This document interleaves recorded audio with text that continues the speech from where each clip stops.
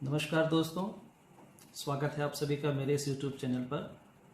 मैं हूं डॉक्टर जगबीर सिंह और आज मैं आपको बताऊंगा कि गठियावात के मरीजों में एलोपैथिक ट्रीटमेंट में किस तरह की दवाइयों का इस्तेमाल किया जाता है।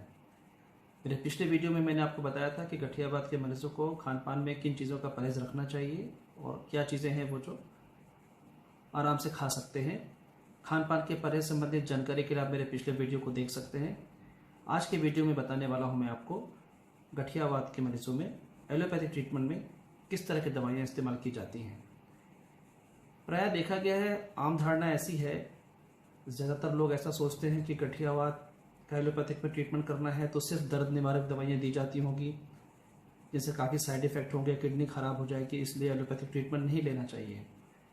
तो आज के इस वीडियो को देखने के बाद मुझे उम्मीद है कि आपकी धारणा बदल जाएगी और आप ट्रीटमेंट के बारे में सकारात्मक रूप से सोचेंगे।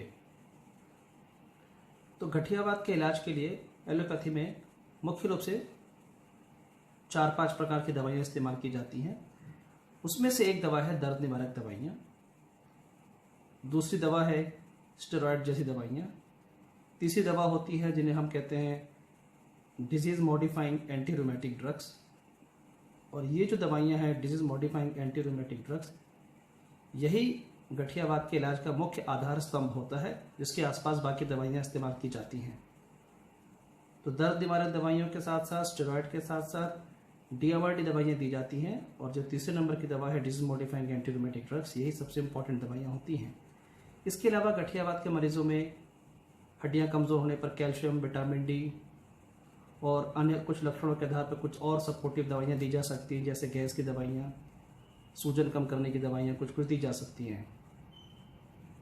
गठियावात के मरीजों में कभी कभी दूसरे प्रकार की बीमारियां भी पाई जाती है, जैसे किसी को साथ में शुगर की बीमारी होती है, ब्लड प्रेशर होता है, थायराइड की बीमारी होती है, खून की कमी होती है। तो इनका इलाज करने के लिए भी कुछ दवाइयाँ दी जाती हैं।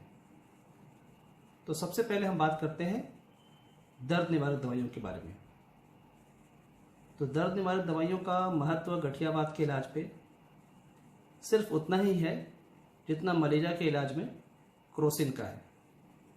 आप सभी जानते हैं कि मलेरिया के इलाज के दौरान सबसे मुख्य लक्षण जो होता है बुखार होता है, और उसे कंट्रोल करने के लिए क्रोसिन की दवा दी जाती है।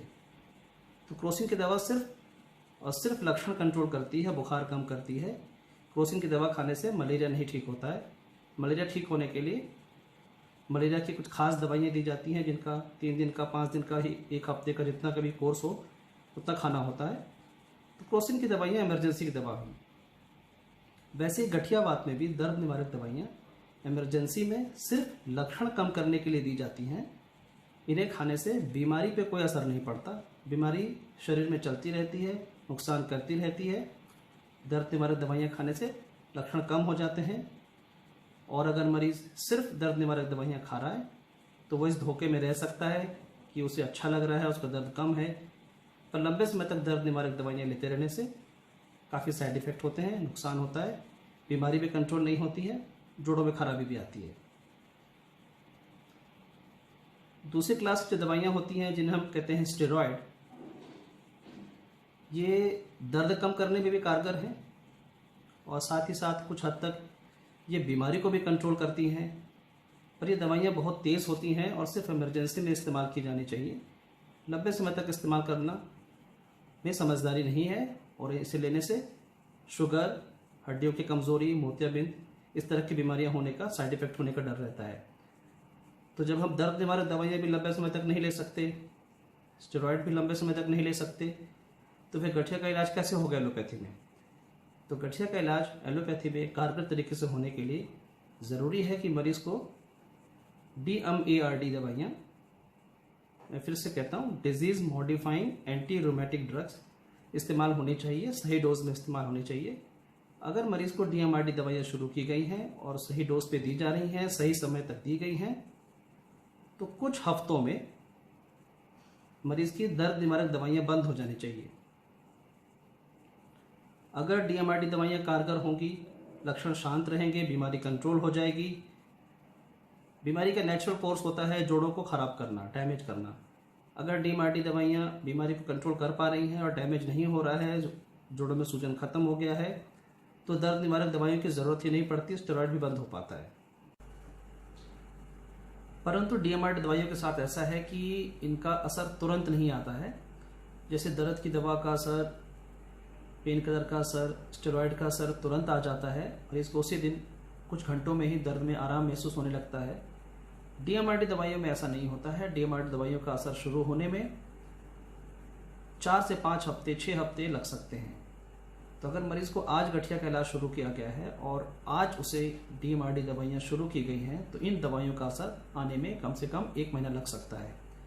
तो ये जो 1 महीने का पीरियड है, इसमें मरीज की बीमारी ठीक ठाक कंट्रोल रहे, मरीज को लक्षण कम हो, परेशानी कम हो, इसके लिए शुरू के कुछ हफ्ते में दर्द निवारक दवाइयाँ और कभी कभी इमरजेंसी में स्टेरॉयड जैसी दवाइयाँ दी जाती हैं, पर लंबे समय तक नहीं दी जानी चाहिए। Disease modifying anti rheumatic drugs का असर 1 महीने में शुरू हो जाता है। इनका असर शुरू होने के साथ ही पेन किलर्स और स्टेरॉयड जैसे दवाइयाँ बंद होनी चाहिए।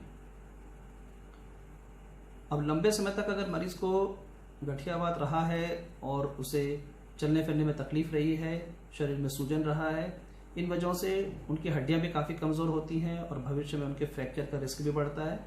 इसलिए इन मरीजों को DMRD दवाइयों के साथ में कैल्शियम, विटामिन D जैसी कुछ दवाइयाँ भी साथ में दी जाती हैं, जिससे उनकी हड्डियाँ कमज़ोर ना हों।